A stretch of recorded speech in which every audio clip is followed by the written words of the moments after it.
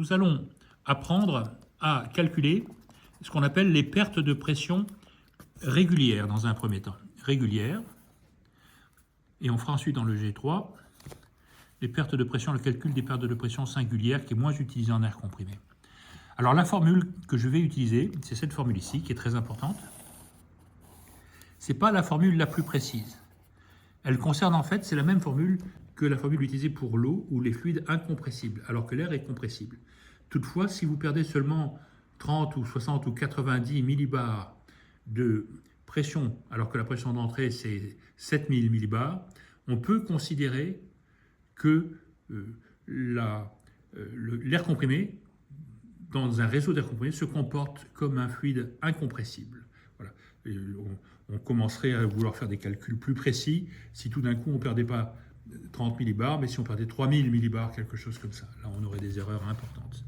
Alors la perte de pression s'exprime avec cette jolie formule. Elle est exprimée en Pascal. On a un coefficient lambda, c'est la rugosité. La rugosité, ce coefficient ici, est un coefficient sans dimension, il n'y a pas d'unité. Ensuite, on a un coefficient qui s'appelle L sur diamètre intérieur. L, c'est la longueur en mètres de votre tuyau.